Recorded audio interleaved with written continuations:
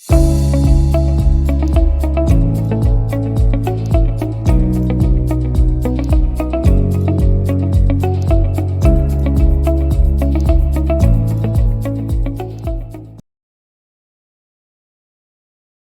Everyone, classes bye Hina में आपका स्वागत है। और आज हम बात करने वाले हैं चौधरी चरण सिंह यूनिवर्सिटी के बीएड सिलेबस की, जो कि एनसीईआरटी, एनसीटीई, यूजीसी और एमएचआरडी की करंट गाइडलाइंस के अकॉर्डिंग तैयार किया गया है, जिसे आप सीसीएसई यूनिवर्सिटी की वेबसाइट से भी डाउनलोड कर सकते हैं। इस वीडियो में हम बीएड फर्स्ट ईयर के सिलेबस की डिटेल्स में बात करेंगे और साथ ही साथ ये भी देखेंगे कि कौन सा पेपर कितने मार्क्स का आने वाला है और प्रैक्टिकल कितने मार्क्स का होगा। तो चलिए वीडियो को स्टार्ट करते हैं। बीएड के कोर्स को 3 ग्रुप्स में डिवाइड किया गया है, group A, group B, group C. Group A में है आपके कोर कोर्सेज,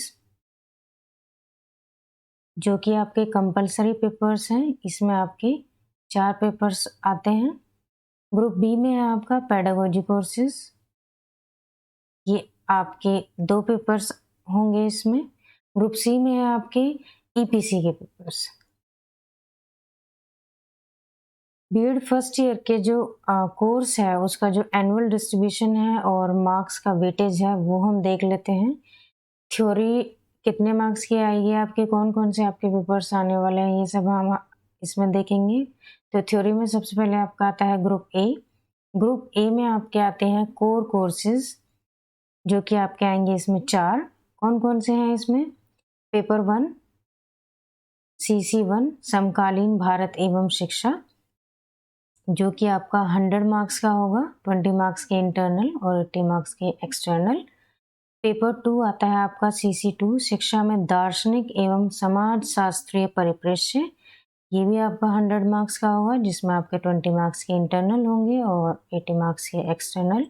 CC3 आपका पेपर 3 है, जो कि अधिगमकर्ता का विकास आपका पेपर होगा, ये भी 100 मार्क्स का होगा, सेम इंटरनल 20 मार्क्स के और एक्सटर्नल 80 मार्क्स के। ऐसे ही आपका पेपर 4 है CC4 शिक्षक शिक्षण एवं तकनीक, ये भी आपका 100 मार्क्स का होगा, 20 मार्क्स के इंटरनल और 80 मार्क्स के एक्सटर्नल। अब आता है आपका ग्रुप बी। ग्रुप बी में आते हैं आपके पेडागोजी कोर्सेज। इसमें आपके आएंगे 2 पेपर। कौन कौन से पेपर होंगे? ये आपके स्कूल सब्जेक्ट पर बेस्ड होंगे। कोई भी 2 स्कूल सब्जेक्ट्स आप इसमें लेंगे, जो कि आपके 100 मार्क्स के होंगे, जिसमें आपके इंटरनल 20 मार्क्स के होंगे और एक्सटर्नल आपके 80 मार्क्स के। तो इसमें आपके कौन कौन से सब्जेक्ट हो सकते हैं? ये इसमें इन्होंने 10 सब्जेक्ट्स दिए हुए हैं, जिसमें से आपको कोई 2 सेलेक्ट करने हैं, जो कि हैं आपके pedagogy of Hindi, pedagogy of English, pedagogy of Sanskrit, pedagogy of social science, pedagogy of mathematics, pedagogy of physical science, pedagogy of biological science, pedagogy of computer science, pedagogy of home science and pedagogy of commerce. तो मान लीजिए इसमें कोई science का student है, उसको school subject select करने हैं कोई 2, तो उसमें आप पेडागोजी ऑफ फिजिकल साइंस और pedagogy of biological science select कर सकते हैं। पेपर कोड भी इसमें साथ में आपको दिए हुए हैं। अब देख लेते हैं कि प्रैक्टिकल कितने मार्क्स का होगा। प्रैक्टिकल में सबसे पहले आपका आएगा टीचिंग स्किल, जो कि आपका 100 मार्क्स का होगा, सेम 20 मार्क्स के इंटरनल और 80 मार्क्स के एक्सटर्नल। इसके अलावा होगा आपका वाइवा, जो कि आपका ग्रुप सी पर बेस्ड होगा, ईपीसी का। इसमें क्या क्या आने वाले हैं? आपका ग्रुप सी में क्या क्या है? ईपीसी के 3 हैं। इसमें ईपीसी 1 जो है वो है आपका भाषा प्रवीणता को मजबूत करना, जो कि आपका 25 मार्क्स का होगा टोटल, जिसमें आपके इंटरनल 5 मार्क्स का होगा और एक्सटर्नल 20 मार्क्स का। ऐसे ही है आपका ईपीसी 2 कला एवं सौंदर्य शास्त्र, ये भी आपका 20 मार्क्स का होगा, जिसमें आपके 5 मार्क्स के इंटरनल और 20 मार्क्स के एक्सटर्नल होंगे। ईपीसी 3 है आपका पाठ को पढ़ना एवं समझना, ये भी आपका 20 मार्क्स का होगा और 5 मार्क्स का जिसमें इंटरनल होगा, 20 मार्क्स का एक्सटर्नल। इसके अलावा टास्क और असाइनमेंट्स जो दिए जाएंगे वो आपके पेपर 1 to 4 तक, उन पर बेस्ड आपका वाइवा होगा। पेपर जो आपके ग्रुप ए में आपके पेपर्स हैं वो आप देख लीजिएगा, उन पर बेस्ड आपके टास्क और असाइनमेंट्स आपको दिए जाएंगे, उन्हीं पर ही आपका वाइवा होगा, जो कि आपको 25 मार्क्स का होगा, 5 मार्क्स के इंटरनल, 20 मार्क्स का एक्सटर्नल। तो इस तरीके से इनको मिला के आपके हो जाते हैं टोटल 100 मार्क्स। थ्योरी में आपके 6 पेपर थे, तो जो कि आपके 100 मार्क्स के थे। तो इस तरीके से आपके 6 पेपर्स के 600 मार्क्स हो जाते हैं और प्रैक्टिकल आपका 200 मार्क्स का होगा। इस तरीके से आपका बीएड फर्स्ट ईयर में जो मार्क्स होंगे वो आप 800 मार्क्स में से आपको मार्क्स मिलने वाले हैं। तो चलिए अब बात कर लेते हैं कोर्स कंटेंट की, क्या क्या आपका सिलेबस है, क्या क्या आने वाला है कौन कौन से पेपर में। तो पेपर 1 की जब हम बात करेंगे, पेपर 1 है आपका समकालीन भारत एवं शिक्षा। इसमें आपकी यूनिट 1 होगी भारत में शिक्षा, जिसके अंदर आप वैदिक काल, बौद्ध काल और मध्यकाल पढ़ेंगे। यूनिट 2 है आपकी पूर्व स्वतंत्र काल में शिक्षा का नीतिगत ढांचा, यानी आपके जो स्वतंत्र काल है उससे पहले की जो शिक्षा थी उसका क्या था, नीतिगत ढांचा क्या था, वो आप पढ़ेंगे, जिसमें आपका मेकाले का विवरण पत्र है, वुड डिस्पैच है, हंटर कमीशन वगैरह आप इसमें पढ़ेंगे। यूनिट 3 में आता है आपका स्वतंत्रता के बाद की अवधि में शिक्षा का नीतिगत ढांचा क्या था। इसमें आप विश्वविद्यालय शिक्षा आयोग, माध्यमिक शिक्षा आयोग, भारतीय शिक्षा आयोग, राष्ट्रीय शिक्षा नीति, राष्ट्रीय पाठ्यचर्या की रूपरेखा, ये सब आप इसमें पढ़ेंगे। यूनिट 4 है आपकी प्रारंभिक शिक्षा, जिसके अंदर शिक्षा का सार्वभौमिकरण, सभी के लिए शिक्षा यानी सर्व शिक्षा अभियान, सीखने का न्यूनतम स्तर, मध्याह्न भोजन कार्यक्रम की समीक्षा, कस्तूरबा बालिका योजना, आरटीआई वगैरह आप इसमें पढ़ने वाले हैं। यूनिट 5 में आता है आपका माध्यमिक शिक्षा, जिसके अंदर आप पाठ्यक्रम का भेदभाव क्या है लड़के और लड़कियों के बीच में, इस विस्तार में और इसके अंतर आप जानेंगे, और शिक्षा का व्यवसायीकरण भी आप इस यूनिट में पढ़ने वाले हैं। यूनिट 6 है आपकी करंट इश्यूज, यानी जो समसामयिक मुद्दे हैं, इन पर आपकी यूनिट 6 है, जिसमें आप विश्वविद्यालय स्वायत्तता, शिक्षा का निजीकरण, शिक्षा का व्यवसायीकरण वगैरह आप इसमें पढ़ने वाले हैं। अब बात करते हैं पेपर 2 की, जो कि है आपका शिक्षा में दार्शनिक एवं समाज शास्त्रीय परिप्रेक्ष्य। इसमें आपके यूनिट 1 है शिक्षा और ज्ञान।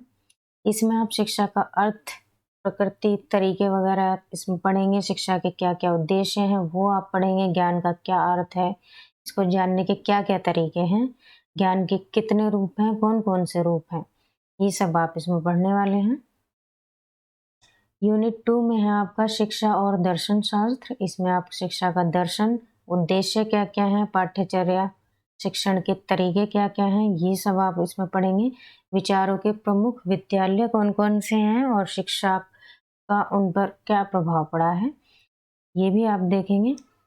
यूनिट 3 में है आपका शिक्षा और समाज, जिसमें आप शैक्षिक समाजशास्त्र, बच्चे का अर्थ, प्रकृति और समाजीकरण, सामाजिक परिवर्तन, सामाजिक कल्याण के साधन के रूप में शिक्षा, मानव संसाधन विकास और आर्थिक विकास के साधन के रूप में शिक्षा, एक नई सामाजिक व्यवस्था का अर्थ और शिक्षा का आधुनिकीकरण आप इसमें पढ़ने वाले हैं। यूनिट 4 में आता है आपका शैक्षिक विचार, भारतीय और पश्चिमी विचारक कौन कौन थे, ये सब आप इसमें पढ़ेंगे, जैसे M.K. गांधी, टैगोर, अरबिंदो, विवेकानंद, गिजुभाई और अरस्तु, सुकरात, प्लेटो, रूसो, डेवी, फ्रोबेल, मोंटेसरी, इन सब के बारे में आप पढ़ने वाले हैं यूनिट 4 में। यूनिट 5 में आता है आपका शिक्षा और मूल्य। इसमें मूल्य का अर्थ, स्रोत, शांति के लिए शिक्षा वगैरह आप इसमें पढ़ेंगे।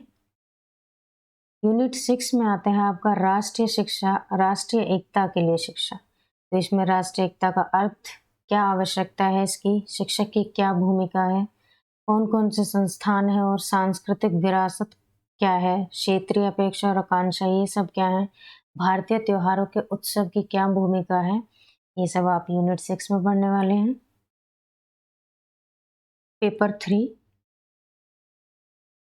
पेपर 3 है आपका अधिगमकर्ता का विकास। पेपर 3 के अंदर आप पढ़ने वाले हैं यूनिट 1 में मनोविज्ञान और शिक्षार्थी। इसमें आप मनोविज्ञान का अर्थ, प्रकृति और कार्यक्षेत्र देखेंगे। शैक्षिक मनोविज्ञान, व्यक्तिगत अंतर अवधारणा और प्रकृति, असाधारण बच्चे, मानसिक रूप से मंद बच्चे या पिछड़े हुए बच्चे हैं, या जो अपराध कर लेते हैं बच्चे, या प्रतिभाशाली कुछ बच्चे हैं, या कुछ बच्चे ऐसे होते हैं जो कम सीखते हैं, धीरे-धीरे सीखने वाले होते हैं, उनके बारे में आप इसमें पढ़ने वाले हैं।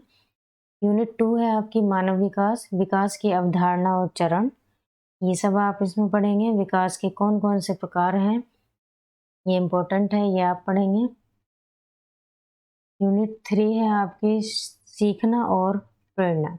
सीखने की अवधारणा और सिद्धांत क्या-क्या हैं, सीखने को प्रभावित करने वाले कौन-कौन से कारक हैं, प्रेरणा, अवधारणा, स्रोत, ये सब क्या है, आप इनके महत्व क्या हैं, ये आप इसमें पढ़ेंगे, जानेंगे। यूनिट 4 में है आपका मानसिक स्वास्थ्य। इसमें आप मानसिक स्वास्थ्य को प्रभावित करने वाली कौन-कौन सी अवधारणाएं हैं, क्या-क्या कारक हैं, किसकी वजह से मानसिक जो स्वास्थ्य है उसमें सुधार किया जा सकता है, या किसकी वजह से मानसिक जो स्वास्थ्य है वो प्रभावित होता है, ये सब आप देखेंगे। समायोजन और कुव्यवस्था को कम करने के कौन-कौन से तरीके हैं, रक्षा तंत्र क्या है, ये सब आप यूनिट 4 में देखेंगे। यूनिट 5 है आपका व्यक्तित्व, पर्सनैलिटी। इसमें व्यक्तित्व की अवधारणा क्या है, आयाम और सिद्धांत क्या है, व्यक्तित्व, प्रोजेक्टिव तकनीकों का मापन इत्यादि आप इसमें पढ़ेंगे। यूनिट 6 है आपकी इंटेलिजेंस और रचनात्मकता। इंटेलिजेंस का अर्थ क्या है, क्या कितने प्रकार का है, प्रकृति क्या है इसकी, सिद्धांत क्या है इसके, बुद्धि का मापन किस प्रकार होता है, रचनात्मकता क्या है, इसका अर्थ, प्रकृति और मापन, इसको बढ़ावा देने वाली तकनीकें कौन-कौन सी हैं, ये सब आप यूनिट 6 में देखेंगे। अब करते हैं पेपर 4 की बात। तो पेपर 4 है आपका शिक्षक, शिक्षण एवं तकनीक, teacher, teaching and technology. Unit 1 है इसकी प्रौद्योगिकी और शिक्षण। तो इसमें शिक्षण प्रौद्योगिकी का अर्थ, अवधारणा और कौन-कौन से प्रकार हैं, ये सब आप पढ़ेंगे। शैक्षिक प्रौद्योगिकी के प्रकार, ये भी आप यूनिट 1 में पढ़ेंगे। यूनिट 2 है आपका शिक्षण का कार्य, शिक्षण के कौन-कौन से चरण हैं, इसका संचालन कैसे होता है और इसके कौन-कौन से लेवल हैं, स्तर कौन-कौन से हैं, ये भी आप यूनिट 2 में देखेंगे। यूनिट 3 है आपकी शिक्षण सहायक सामग्री और शिक्षण, यानी जो आपकी शिक्षण में यानी टीचिंग के टाइम पे जो आपकी सहायक सामग्री जिनकी आपको आवश्यकता पड़ती है शिक्षण के समय, वो आप इसमें पढ़ेंगे। जैसे कि कौन-कौन सी शिक्षण सामग्री होती है, अर्थ क्या होता है, क्या आवश्यकता है इनकी, ये सब आप इसमें देखेंगे।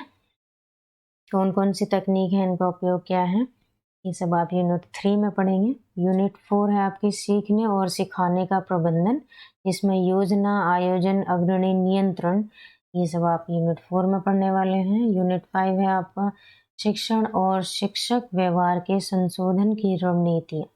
इसमें विभिन्न प्रकार की शिक्षण रणनीतियाँ जो हैं उनकी अवधारणा और उनका वर्गीकरण आप इसमें पढ़ने वाले हैं। शिक्षक व्यवहार का संशोधन यूनिट 5 में आप पढ़ेंगे। यूनिट 6 में आता है आपका शिक्षकों का व्यावसायिक विकास। तो इसमें शिक्षक मूल्यांकन किस तरीके से होता है, शिक्षक स्वायत्तता, शिक्षक जवाबदेही, शिक्षकों के लिए आचार संहिता कौन-कौन सी हैं, शिक्षकों के व्यावसायिक विकास के लिए कौन-कौन सी रणनीतियाँ हैं, ये सब आप यूनिट 6 में पढ़ेंगे। आज के लिए सिर्फ इतना ही। धन्यवाद।